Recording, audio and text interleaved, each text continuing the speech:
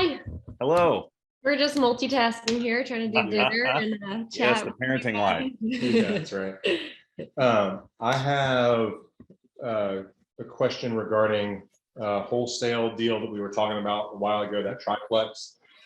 So reached out to the wholesaler, try to reach out to him a couple of times over the past week or so, just seeing whatever happened with that. I was trying to kind of glean some information from, were they able to find somebody to buy it for what they were trying to sell it for? If so, maybe curious, like, okay, is there a contractor who's buying this, or is there somebody who can do a lot of the work themselves, so they actually have the ability to kind of make the numbers work? Or are they using a different strategy or whatever? So I finally got an answer back from him today that the sellers that they got the, I guess, assignment of contract for, they essentially went back to them and said, hey, all the offers we've gotten have been significantly lower than where you think this house is valued. So they ended up basically canceling the whole thing and kind of turning it back over. And so some of that kind of been, I guess, kind of two questions to go along with that. Do you see that happen often where, or have you ever experienced that where a wholesaler says, hey, we can't get this property low enough basically to actually sell it for all the offers that are coming in on it?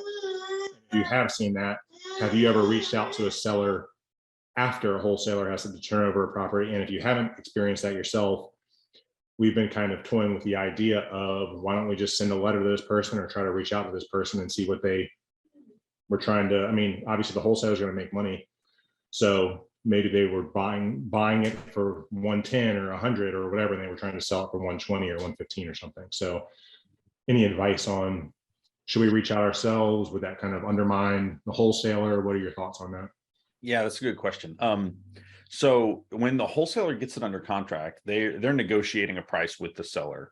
And to use your numbers, let's say that those numbers are $100,000 that they're under contract for, and they're trying to sell it for 120, and they list it for 120, and all of the offers come in at 90 to 95.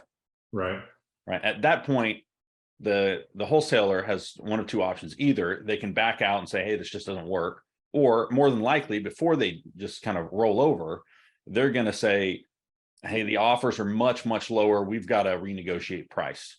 Right. And their hope is that the seller says, I don't like it, but okay, we can go down to 80. And they say, okay, that'll work. Right. In this case, the seller said no, and the assignment of contract has been terminated.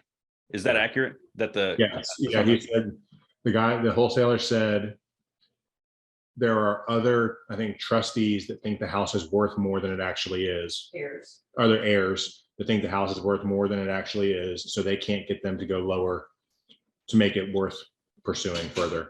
Okay. Do you know what he had it under contract for?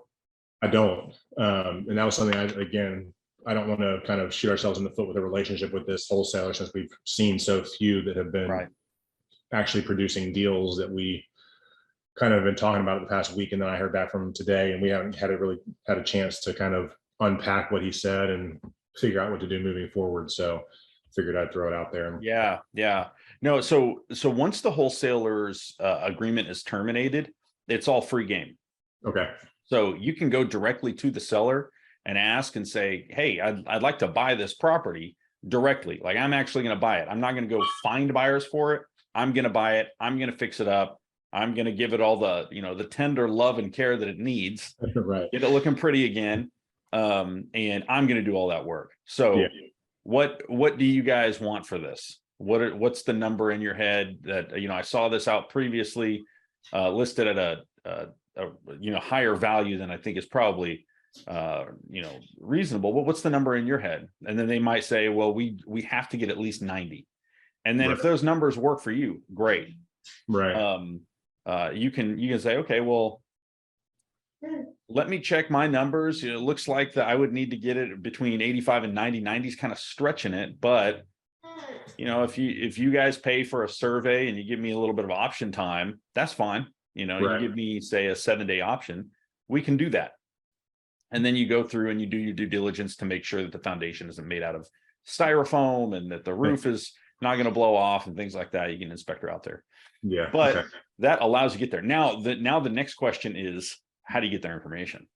I already got it. You do? Okay. Yeah. Okay. Well, How'd you find it? I've got his address. I've got all that stuff. So in Virginia, at least, there can be GIS maps. Mhm. So basically plotting all the land for a property, and it will show who the owner of the property is. So if you don't have it in an LLC or a trust, you can figure out exactly who owns it. So like our rental property that we have in Charlottesville right now, people can see that we lived in Charlottesville 2 minutes away from where that property was. And if they wanted to buy it, we actually used to get letters sent to our house about the townhouse. I think we still do even here in Williamsburg, because you have to, it shows where the property owners Right. are living and their mailing address. So I just looked that up. He lives like 4 minutes from the house. Don't have phone number, but I have address and. Yeah. So you could mail them. You could get a phone number if you wanted to. You know, you can. Google is a powerful thing. Yeah, it is. So yeah, one way is a GIS map. Most of this information is all public data. Right. So it's public domain. You can find it. Another way to do that is to go to the county courthouse website and look at the county appraiser. So look for the county appraiser and do a property search. And you search by the address. You click on it, and it will give you all the information. It'll give you the plot lines. It'll give you the property description, the legal property description, and it'll give you the owner's information. Whether it's if it's an LLC, it'll give you the LLC information, and if it's an individual, it will give you their name or names. Okay. And so, and oftentimes it'll even have liens or mortgages that are on it. But the important thing is you can find that information. Now, if you wanted to go and find someone's number, you can put it through some skip tracing tool. There's dozens of skip tracing tools out there where you can get their number and just call them directly.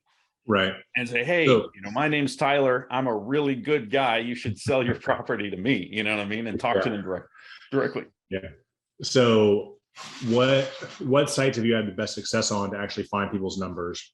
I guess, are there any that you have used that are free services where you can do that? Because every time I punch in people's information and look up names, so it's like, oh, well, here's this and here's this, and we can give you their phone number and their 10 nearest relatives for $1 a month. Yeah. So the most skip tracing that I've done is on PropStream. If you don't have PropStream, I would look up, I'd probably Google skip tracing tools for wholesalers. Okay. And see how much it is per lead. And usually you're paying about 15 cents per deal. So if, on a mass scale, if you're a wholesaler and you're skip tracing 10,000 leads, you usually get some discounted rates. But if you're just looking at one and it's very focused, 15 cents is, that's a pretty good deal. Yeah. So you find that number. You can also send them a letter. Of course, if you actually write something out, they're going to know that it's an individual that it's coming from. But yeah, there's a few different ways. If you go through that process and you have any issues, let me know. Okay, that sounds good.